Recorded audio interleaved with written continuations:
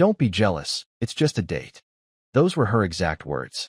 No lead up, no explanation, just that sentence thrown at me like a brick through a window. She was standing by the door, casually twisting her hair into a bun, as if she wasn't casually detonating our entire marriage in the middle of a Tuesday evening. I laughed at first. A hollow, stupid laugh because I thought, surely, this is some weird joke. But Felicity wasn't smiling. She didn't even glance at me. She just checked her lipstick in the mirror, like I wasn't even there, like I wasn't her husband, but some background noise. Something inside me cracked right there. I dropped the glass of water I was holding, and it didn't even shatter, just rolled across the counter, spilling everywhere, which somehow made me feel more pathetic. My voice sounded weak when I said, "Are you serious?" She finally looked at me. God, the way she looked at me, like I was being unreasonable for even asking. Yes, Howard. A date. Don't be jealous. You're always overthinking everything. I felt my ears burning. Overthinking? My wife was about to walk out the door to meet another man, and I was overthinking? Something in me, something I didn't know I had, just snapped. Fine, I said. Have fun, but I hope he doesn't mind that I'm seeing someone too. The words were out before I even processed them, and the way her face changed, it was like I had just told her a secret she never wanted to know. She froze, her lipstick still in hand, staring at me like I'd turned into someone else. That's when I realized something terrifying. She wasn't worried about me being jealous. She was worried because I wasn't supposed to have options. She didn't move. For a full 10 seconds, Felicity just stood there, frozen in the hallway with her lipstick halfway back into her purse. Her eyes flicked to me like she didn't recognize who I was. Then came the smile, small, sharp, and absolutely fake.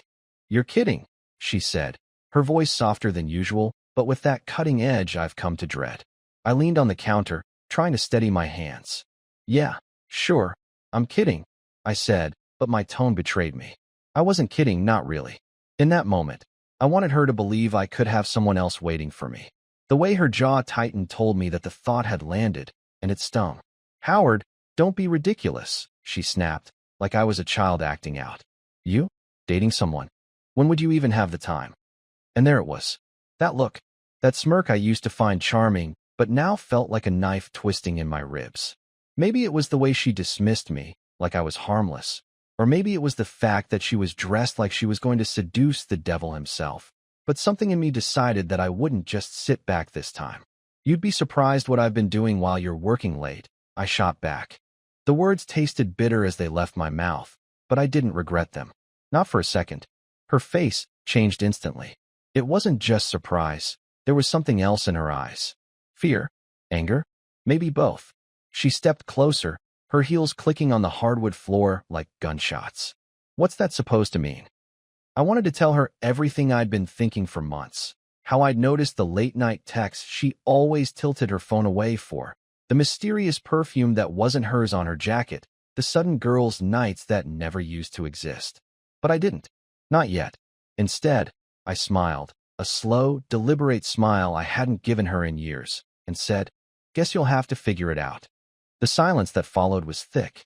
She hated not being in control, and I could see her scrambling for a response, for something to break the tension. That's when her phone buzzed. She snatched it off the table, but not before I caught a glimpse of the name flashing on the screen. A name I didn't recognize. A man's name. My chest tightened. "Your date's waiting," I said, almost choking on the words. Her hand trembled as she stuffed the phone into her purse. For the first time, she looked nervous. And that scared me more than anything. She left without another word. No kiss on the cheek, no playful jab, nothing. Just the sound of the door clicking shut like a gunshot in an empty room. I stood there for a minute, staring at the door, my heart pounding in my chest. Every rational part of me screamed to let it go, to just sit back down, pour a drink, and pretend this wasn't happening. But I couldn't. Not anymore.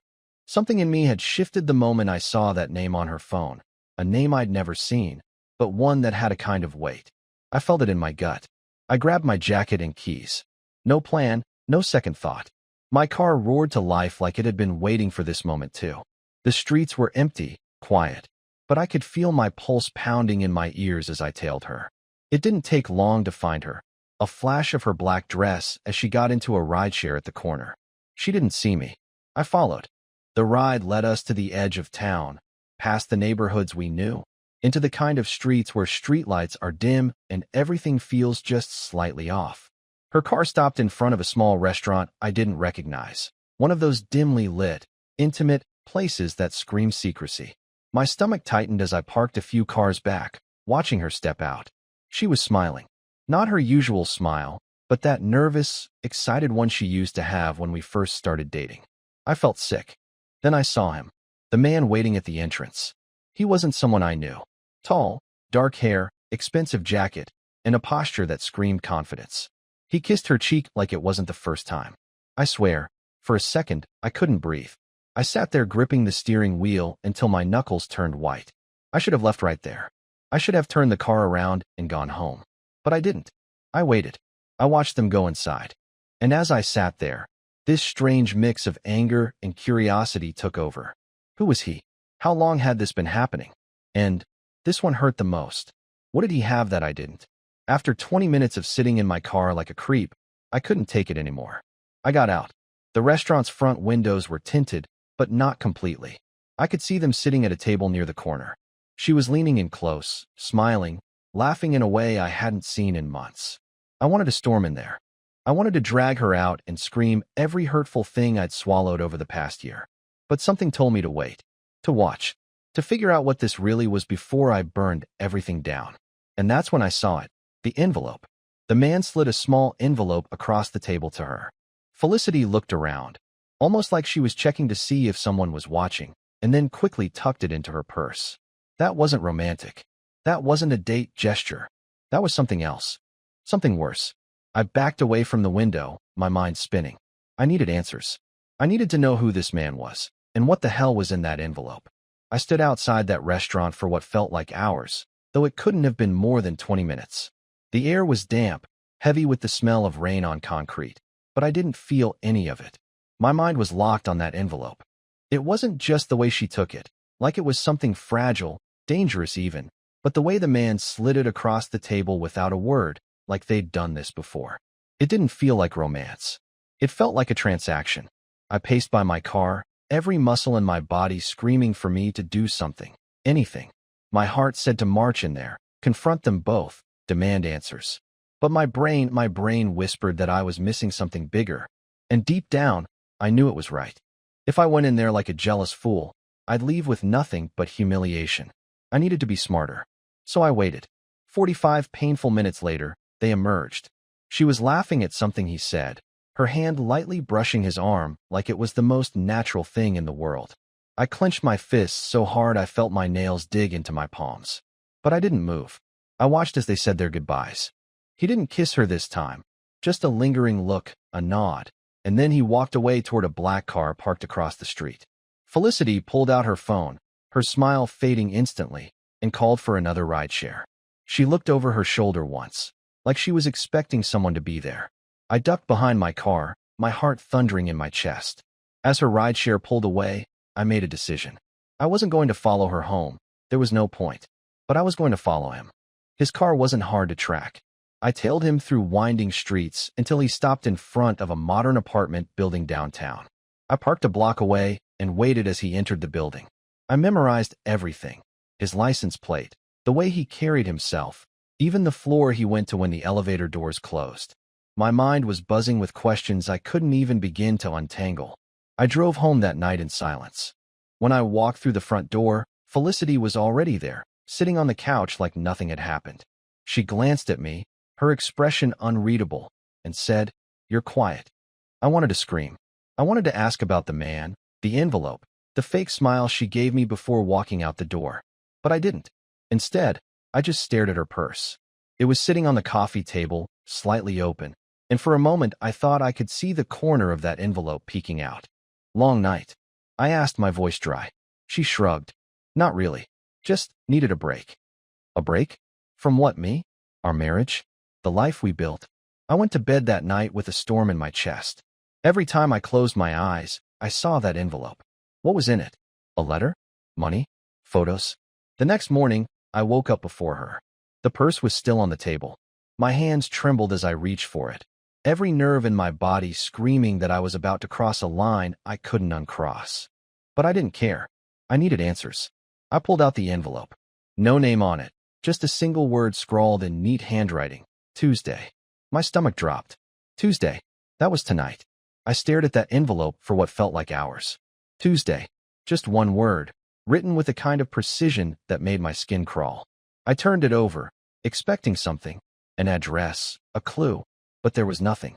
It felt heavier than it should, like whatever was inside carried more weight than mere paper. My first instinct was to rip it open right then and there, but something in me held back. If she caught me, the game would be over. I needed her to believe I was still that oblivious, passive Howard she could easily dismiss. So I slid the envelope back into her purse and spent the entire day with that single word echoing in my head like a drumbeat. Tuesday. It wasn't just a meeting. It was planned, deliberate, and by the way she guarded her bag later, I knew it was something she didn't want me to see. That night, as Felicity got ready again, I pretended to be absorbed in my laptop. My hands were shaking, but I managed to keep my voice steady when I asked, "Going out again?" "Yeah," she replied, not even looking at me as she slipped on her heels. "Just a quick thing with friends." "Friends?" I wanted to laugh in her face. Instead, I nodded, like I didn't already know she was lying. I let her leave, counted to 10, and then grabbed my jacket. This time, I wasn't just going to follow her blindly. I needed proof. I needed to know who that man was, what they were doing, and, God help me, what the hell was in that envelope. I followed her rideshare again, keeping 2 cars behind. It was easier this time, like I'd done this 100 times before. I watched her arrive at a quiet street with no restaurants or bars, just rows of office buildings and darkened shops. My confusion deepened when she walked straight into one of the buildings with a key card. I parked a block away, debating my next move. I couldn't just walk in after her. I didn't even know what this place was. But then I saw him, the same man from the restaurant, pull up minutes later. He wasn't dressed casually this time. He wore a black suit, sharp and almost menacing. He carried a briefcase and moved like someone who didn't like being followed. I waited until they were both inside. Then I crept closer, keeping to the shadows. The building looked abandoned from the outside, an old brick structure with peeling paint. But through a crack in the blinds, I saw a light. Not just light. People. There were more of them. I don't know what I expected. Some romantic dinner. Maybe a heated argument. But this? It looked like a meeting. A serious one. Felicity was sitting at a long table with 3 other men, including the one I'd been following. They were talking, passing papers around, and that envelope, my envelope, was right there on the table. I felt a surge of panic. Was she involved in something illegal? Was this why she'd been lying? The questions piled up so fast I couldn't breathe. My legs moved before I even knew what I was doing, and suddenly I was right up against the window, trying to hear anything through the glass. That's when I saw her look up. Her eyes went straight to me. She froze. I ducked back instantly, my heart pounding like I'd been shot. I didn't wait to see what happened next. I sprinted back to my car, half expecting her or one of those men to come charging after me. I sat in the car for a long time, trying to calm down, trying to think. This wasn't just an affair. It was something else, something bigger. I knew one thing for sure. I couldn't just confront her without knowing the truth. I needed evidence. That's when an idea hit me. A stupid, desperate idea. I was going to break into that building. I sat there in my car, staring at that building like it was alive, like it was breathing and watching me back. I couldn't shake the image of Felicity sitting at that table with those men, the envelope lying there like a quiet threat between them. What could possibly be in there? A contract? Money? Or something worse? Every second that passed felt like I was getting further away from the truth. My hands were trembling on the steering wheel, my breathing uneven, and I realized I wasn't going to sleep that night unless I knew. Breaking into a building wasn't something I'd ever imagined myself doing. I'm not that guy. I'm the guy who complains about forgetting his keys when he locks himself out, not the guy who forces his way into places. But something about this situation had stripped away every piece of me that was logical. I wasn't thinking about consequences. I wasn't even thinking about Felicity's reaction if she found out. All I could think about was that envelope and the way she looked at me, like I was too weak and too naive to figure out what was really happening. So I waited until every car in the area had left and the street fell quiet. Around midnight, I slipped out of my car and walked toward the side of the building, my pulse hammering in my ears. There was a metal door on the alley side, secured by a simple lock. I didn't have tools or anything planned, But in my glove compartment, I had a screwdriver and a hammer, left over from trying to fix a cabinet months ago. I don't know how I managed it, but after a few desperate minutes, I got the door to give. The metallic creak sounded like a gunshot in the silence. I froze, listening, but no one came. My breath fogged in the cold air as I pushed the door open and stepped inside. The building was nothing like I expected. It was clean, too clean. Bright, sterile hallways stretched out in both directions. There were no logos, no signs of what kind of business this was. Just white walls and a faint hum of electricity. I moved quietly, every step sounding too loud on the tile floor, until I reached the room I had seen them in earlier. The lights were still on. The table was still there. But Felicity and the men were gone. My heart was pounding as I crossed the room, my eyes darting around for cameras, for anything that might give me away. That's when I saw it, the envelope. It was still there, sitting on the table like it had been waiting for me. I picked it up, my fingers shaking so hard I could barely open it. Inside was a stack of photographs and a single typed sheet of paper. My stomach dropped as I flipped through the photos. They weren't of me or Felicity. They were of strangers, people I didn't know, caught in moments they probably didn't know were being documented.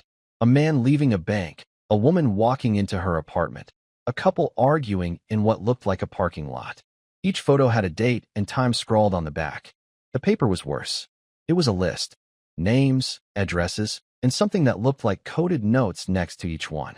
My brain couldn't process it all at once, but one thing was clear.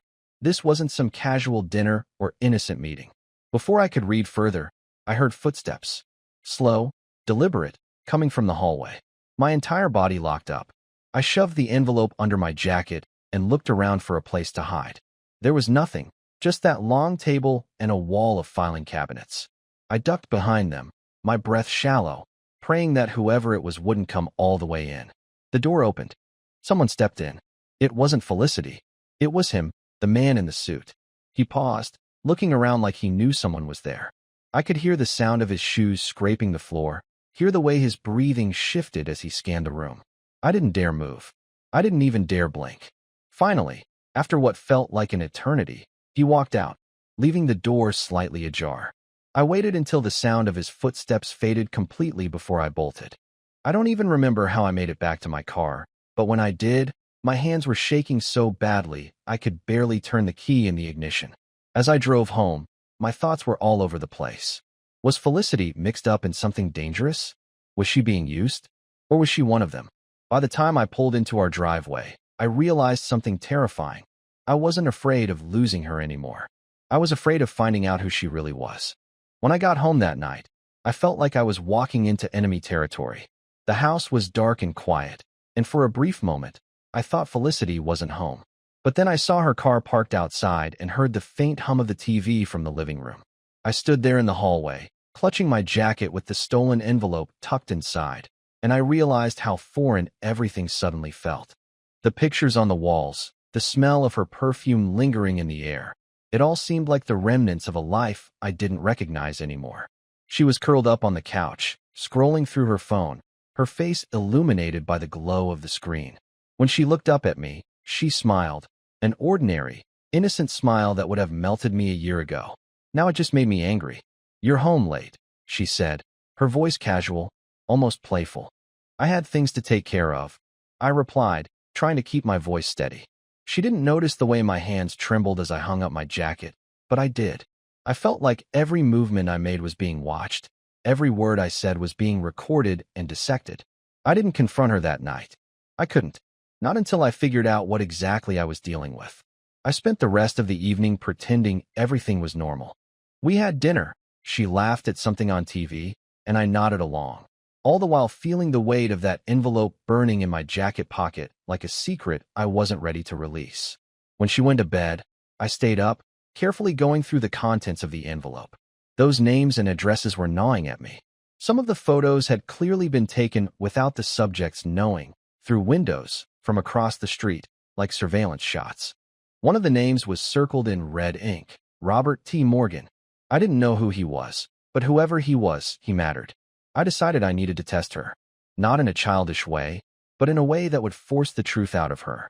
The next morning, over breakfast, I casually mentioned a name, One that wasn't in the envelope, just a random one I made up. James Whitfield. I told her I'd met him the other day and that he'd asked me something strange about her. The reaction I got was unsettling. Felicity froze mid-bite, her fork clinking against her plate. James who? She asked, her tone too sharp, too controlled. I shrugged, pretending not to notice. Some guy downtown, tall, dark hair. Said he knew you from somewhere. She stared at me for a moment, her face pale, then forced a laugh. You probably misunderstood. I don't know anyone by that name. She tried to brush it off, but I could see it, the flicker of panic in her eyes. That's when I knew I was onto something. Over the next couple of days, I became someone I didn't recognize. I started tracking her movements, noting every time she left the house, every vague excuse she gave me. I set up a cheap recording device in the kitchen drawer, just in case she made any suspicious calls while I wasn't around.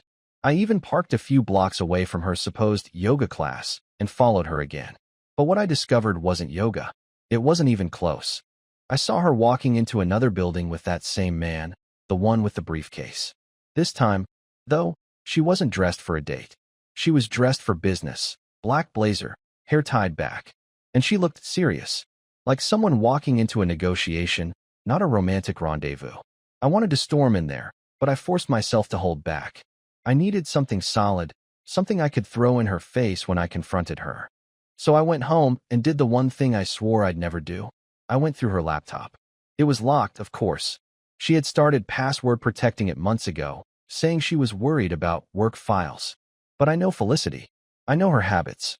It took me 3 tries, but I got in. What I found made my blood run cold. There were documents, encrypted files with names and dates, and a series of messages to someone saved only as D. The most recent one read, Tuesday's exchange is confirmed. No loose ends this time. No loose ends. The words hit me like a punch to the gut. This wasn't just about me being jealous anymore. This was something criminal, something that could destroy both of us. And for the first time, I wasn't sure if Felicity was a victim or if she was the one orchestrating all of it. By the time Tuesday night came, I was a wreck. I couldn't eat, couldn't focus, couldn't even look at Felicity without a dozen questions clawing at my throat. I had the envelope tucked in my jacket, ready to throw on the table if she tried to lie again. I thought about every terrible scenario, drug deals, blackmail, affairs, things I couldn't even name, but I knew tonight had to be the night I got my answers. When she walked through the door, her hair damp from the rain, I didn't waste time pretending anymore. We need to talk, I said, my voice shaking but louder than I expected. She stopped in her tracks, staring at me, her expression unreadable. Howard, what's going on? She asked, setting her purse down slowly. What's going on? I pulled the envelope from my jacket and slammed it on the table. That man, those photos. What the hell are you involved in? Her eyes went wide. For a second, I saw fear, real fear, flash across her face. Then she sighed, almost with relief, and sat down on the couch. You went through my things, she said softly. Not as an accusation, but like someone who had expected this day to come. I had to, I said. I thought you were. I don't even know what I thought. Felicity, I thought I was losing you. She stared at me for a long moment. Then, to my shock, she smiled. Not smugly, not in that dismissive way, but a warm, tired smile. Howard, you don't know, do you? You have no idea what this is. I shook my head, my hands trembling. Then tell me, please. And she did. The man I'd been following? He wasn't a lover or some shady criminal. His name was Daniel, and he was part of a private security firm. Felicity had been secretly working with them for months on a project connected to her company, an investigation into a series of corporate leaks that had put her entire department at risk. Those photos, those names, the mysterious meetings, it was all part of uncovering a fraud scheme that could have cost her job and the jobs of everyone she worked with.